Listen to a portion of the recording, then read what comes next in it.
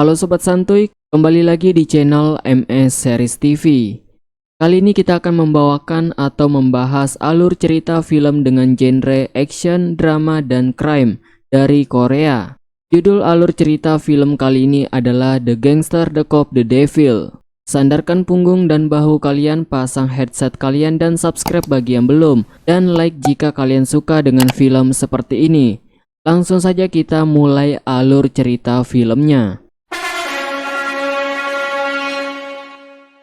Film ini bercerita tentang seorang polisi dan bos gangster yang bekerja sama untuk menangkap sebuah kasus pembunuhan berantai yang terjadi di kota Cheonan. Tetapi kasus ini semakin menjadi misteri. Hanya Tae-suk, seorang polisi yang segera menyadari bahwa semua kasus ini dilakukan oleh pembunuh yang sama dan segera memulai penyelidikannya. Suatu hari, Dong-soo, seorang bos gangster yang diserang oleh seorang pria yang mencurigakan, dan Tae-suk menyadari bahwa pria ini adalah pembunuh berantai. Sekarang Dong-soo menjadi satu-satunya saksi dan korban selamat dari si psikopat ini. Di awal film kita diperlihatkan sebuah mobil yang berjalan seperti mobil pada umumnya. Si pembawa mobil bernama Kang Kyung melihat seorang pria pemabuk. Kang Kyung mengikuti pria pemabuk itu dan menabrak mobilnya dari belakang. Pria itu pun keluar dari mobilnya dan langsung memotret mobil Kang Kyung. Saat itu juga Kang Kyung menikam pria itu hingga tewas di dalam mobilnya.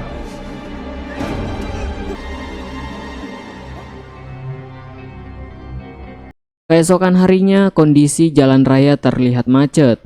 Seorang polisi bernama Tae-suk dan rekannya mendengar kabar berita soal pembunuhan yang terjadi malam itu.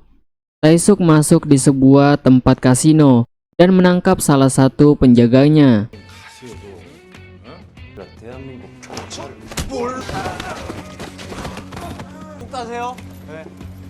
Di sisi lain, bos gangster bernama Dong-soo sedang memukul samsak yang ternyata berisi orang suruhan dari kelompok gangster saingannya.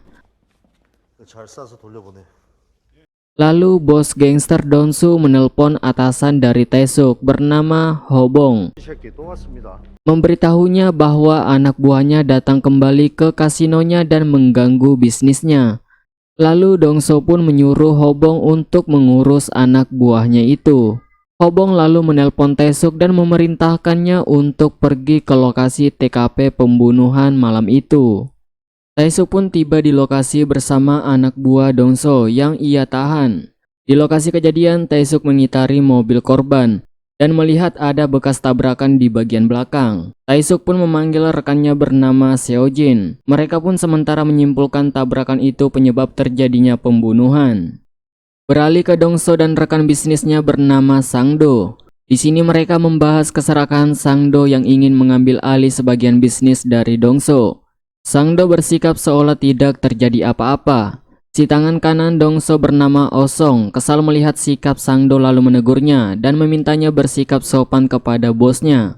Lalu anak buah Sang-do juga menegur Oh-song dan terjadilah penyiraman kuami ke Oh-song yang dilakukan oleh Sang-do. Dong-soo pun berdiri lalu memberikan satu pukulan kepada Oh-song dan mencabut gigi anak buah Sang-do. Dong-soo pun meminta Sang-do untuk meminum anggur yang bercampur gigi tersebut. Di ruang rapat, Hobong menyimpulkan bahwa kasus ini adalah kasus pembunuhan dan perampokan. Namun Tae-suk memperlihatkan 3 kasus yang sama dan menyimpulkan bahwa kasus ini adalah pembunuhan berantai dengan alasan pisau yang digunakan ukurannya sama. Tapi ketua Hobong tidak percaya dan memarahinya. Tae-suk pun kesal dan keluar dari ruang rapat itu. Beralih ke Dong-soo yang ingin menyetir mobil sendiri. Di perjalanan mobil Dong-soo tiba-tiba ditabrak dari belakang oleh Kang Kyung. Dong-soo pun turun dari mobilnya dan mengatakan tidak apa-apa dan menyuruh Kang Kyung untuk pergi. Namun tiba-tiba Kang Kyung menusuk Dong-soo dari belakang. Di sini Dong-soo mendapatkan 2 tusukan, sedangkan Kang Kyung mendapatkan 1 tusukan di bahu kirinya. Namun Kang Kyung berhasil kabur, memacu mobilnya dan menabrak Dong-soo. Di sini Dongso belum mengetahui nama orang yang menyerangnya dan kasus ini masih menjadi misteri. Dongso berhasil selamat setelah dioperasi. Beralih ke Osong bersama anak buahnya menyerang tempat Sangdo. Mungkin di sini mereka mengira Sangdo lah yang menyerang bosnya. Berpindah ke Kang Kyung yang berhasil kabur dan menjahit luka bekas tusukan Dongso sendiri. Setelah itu Kang Kyung kembali melakukan pembunuhan di tempat penampungan anjing. Esok harinya Osong datang ke rumah sakit dan memberitahu Dongso bahwa Sangdo adalah pelakunya. Namun Dongso mengatakan bukan Sangdo pelakunya. Tiba-tiba Taesuk pun datang dan meminta Dongso untuk menceritakan kronologis kejadian malam itu. Tetapi di sini Dongso enggan menceritakannya dan akan menangkap pelaku itu sendiri. Taesuk pun mencoba mencari bukti dari mobil Dongso. Ia menemukan bekas tabrakan yang sama persis seperti 3 kasus sebelumnya. Beralih ke Dongso, Sangdo menjenguknya. Sangdo lagi-lagi meminta sebagian wilayah kekuasaan Dongso, namun Dongso hanya diam. Berpindah ke Taesuk dan kepala polisi Hobong. Taesuk memberitahu Hobong kalau Dongso adalah korban selamat dari pembunuhan itu. Ini adalah kesempatan mereka untuk menemukan pelaku tersebut. Terlebih lagi Dongso sudah melihat wajah si pelaku. Tapi Hobong yang keras kepala malah menyuruh Taesuk untuk berlibur saja dan akan menyerahkan kasus ini ke aparat lain. Kembali ke Kang Kyung yang mendengar soal ulang tahun, lalu kembali melakukan pembunuhan. Beralih kembali ke Dongso, dirinya telah mendapatkan gambaran pelaku tersebut dan menyuruh Osong untuk mencari pelakunya sebelum polisi menemukannya. Kembali ke Kang Kyung yang mengendarai mobil truk dan tak sengaja pisaunya jatuh ke jalan. Berpindah ke Taesuk yang bersama polisi lainnya, kembali ke tempat kasino milik Dongso dan menyita tempat itu. Taesuk pun menemui Dongso dan memberitahunya bahwa yang menyerangnya adalah seorang pembunuh berantai, bukan pembunuh biasa. Dia membutuhkan informasi dari Dongso untuk menangkap pelaku itu. Tapi Dongso mengatakan hal itu tak sebanding dengan apa yang dilakukan si pembunuh berantai itu. Beralih ke Sangdo yang memasukkan beberapa wilayah ke daftar hitam dan menghentikan pembangunan. Osong pun memberitahu Dongso kalau Sangdo mengacaukan semuanya dan menyebabkan investor besar pergi. Lalu Osong memberitahu Dongso soal mobil pelaku yang ditemukannya dan pisau yang digunakan pelaku. Dongso pun menyadari bahwa ini benar-benar pisau si pembunuh berantai tersebut. Lalu ia menelpon Taesuk dan memberitahu beberapa informasi soal pelaku. Dongso mengatakan dirinya akan membunuh pelaku itu jika menemukannya. Lalu Dongso pun memberikan kunci mobil pelaku untuk mencari jejak. Gangster dan polisi pun bekerja sama untuk menangkap si pelaku pembunuh berantai itu. Kemudian Dongso pun memberikan gambaran wajah pelaku tersebut. Mereka membuat kesepakatan jika Taesuk yang menemukan pelaku maka akan menangkapnya. Tapi jika Dongso yang menemukannya maka akan membunuhnya. Diam-diam Dongso merekam pembicaraan mereka sebagai jaminan.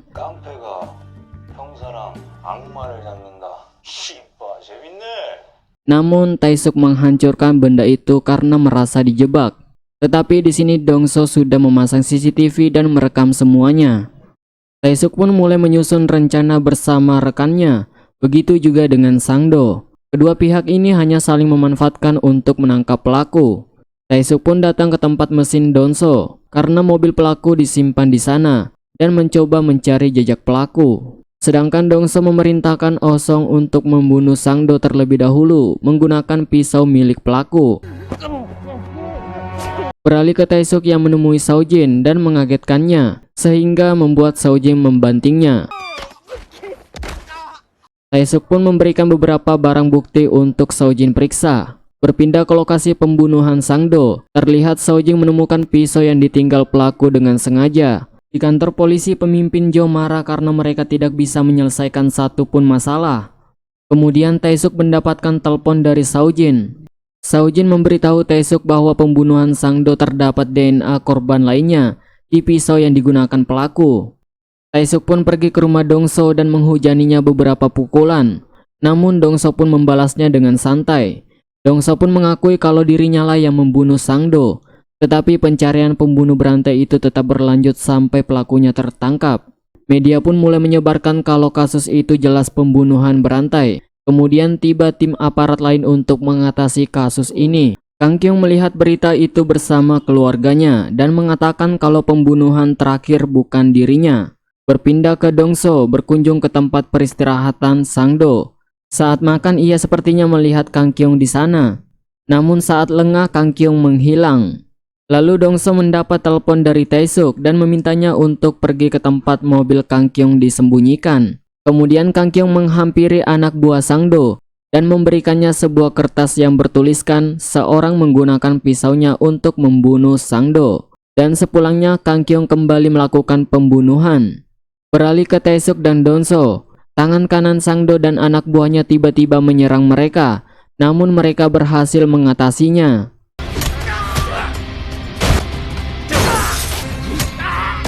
Di akhir pertarungan, tak sengaja Taesuk membunuh tangan kanan Sando.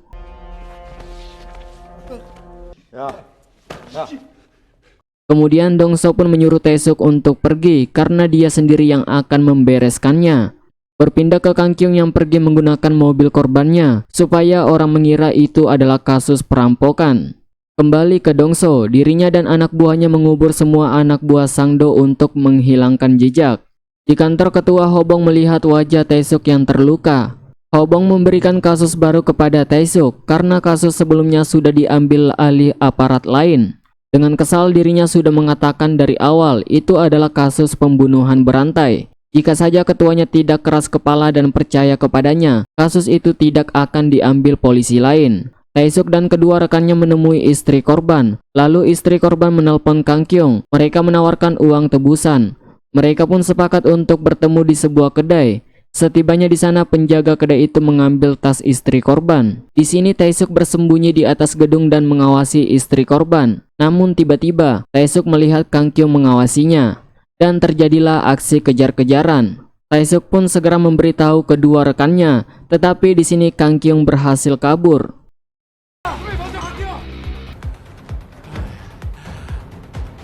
Kembali ke kedai makan. Taesuk menginterogasi si pemilik kedai. Pemilik kedai itu pun mengatakan dia hanya minum sujo. Mereka pun bergegas mencari botol minuman tersebut. Dan sesampainya mereka tercengang dengan banyaknya botol sujo dengan merek yang sama. Mereka pun berhasil mengumpulkan beberapa botol sujo dengan merek yang sama. Beberapa jam kemudian dari sebuah botol Saojin berhasil mendapatkan sidik jari dan muka pelaku. Beralih ke Dongso yang sedang mengadakan pertemuan dengan rekan bisnisnya. Salah satu rekannya terus nyerocos tanpa henti, membuat Dongso kesal dan menamparnya hingga pingsan. Kembali ke Taesuk yang langsung mencari keberadaan pelaku. Di suatu ruangan keberuntungan berpihak kepadanya. Taesuk berhasil mendapatkan foto asli pelaku.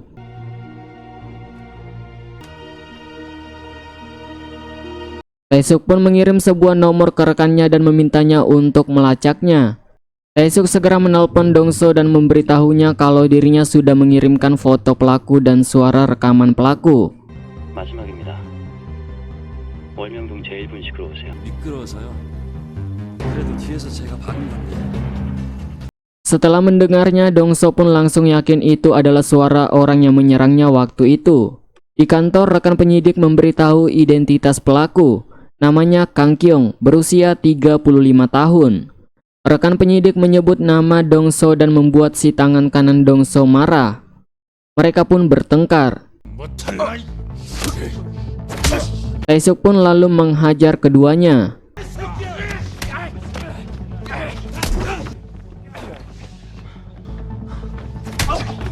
Dan mengatakan jika tidak menangkap orang ini, karir mereka akan tamat. Dan meminta kedua belah pihak untuk bekerja sama menangkap pembunuh berantai ini. Mereka pun bergegas mencari Kang Kyung di seluruh penjuru kota, namun belum berhasil menemukan keberadaan Kang Kyung.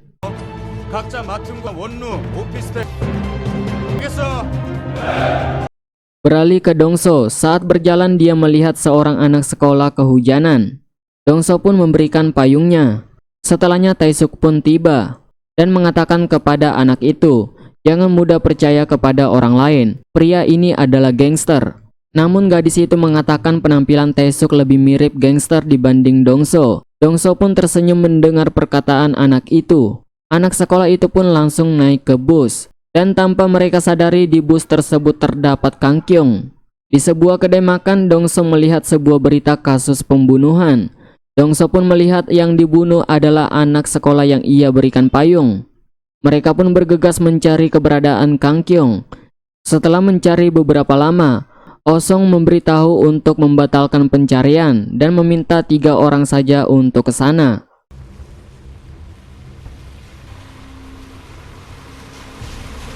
Taesuk pun bersiap dengan mobilnya, begitu pula dengan Dongso. Saat Kang Kyung tiba dengan mobilnya, dirinya sadar kalau sedang diawasi.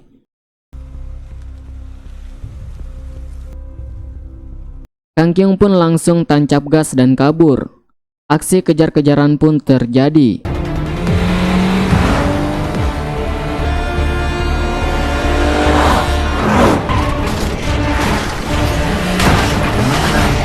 Mobil Kang Kyung berhasil dikepung dan ditabrak, tapi ia masih bisa kabur dengan berlari.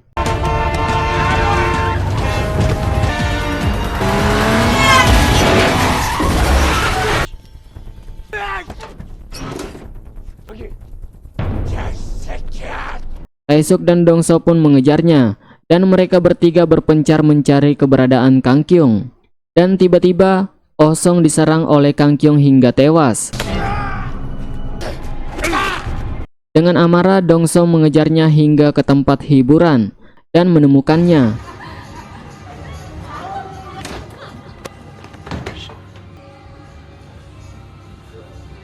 Dongso berhasil mendobrak pintu dan menghajar Kang Kyung hingga tak berdaya.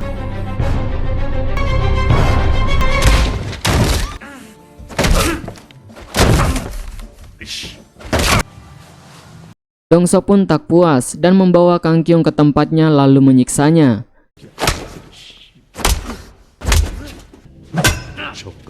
Saat Dongso ingin membunuhnya, tiba-tiba Taesuk datang dengan mobilnya dan menabrak Dongso hingga pingsan.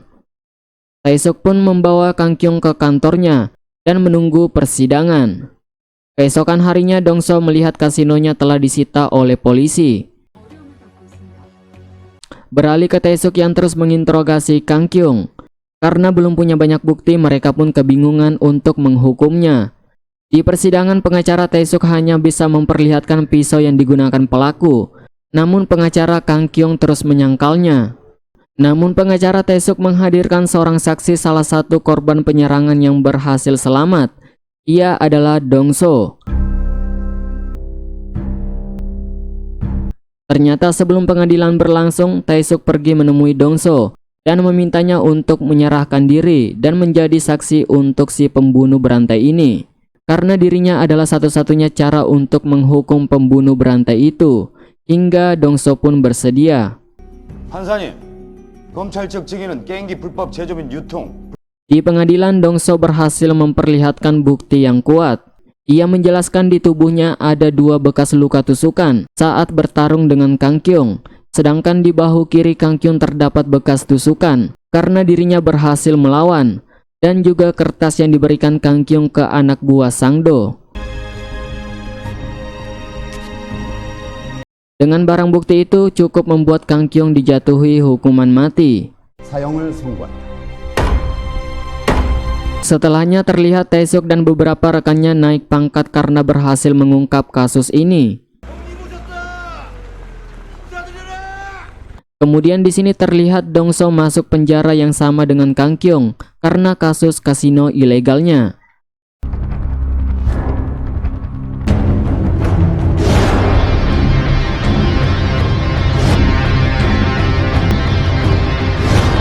Ternyata hal tersebut sudah dirancanakan Dongso dengan Taesuk untuk memasukkan dirinya ke penjara yang sama dengan Kang Kyung. Saat Kang Kyung sedang mandi, Dongso pun datang sembari membawa tali dan mengatakan permainan ini sangat menyenangkan. Tapi sayangnya permainan telah selesai. Di sini kalian bisa menebak sendiri apa yang akan terjadi setelahnya dan film pun selesai. Terima kasih telah menonton, jangan lupa untuk klik tombol subscribe dan nyalakan lonceng notifikasi untuk mendapatkan notifikasi setiap video yang kami upload. Dan nantikan alur cerita film yang lebih menarik selanjutnya. Dan jangan lupa juga untuk like jika kalian suka dengan video ini.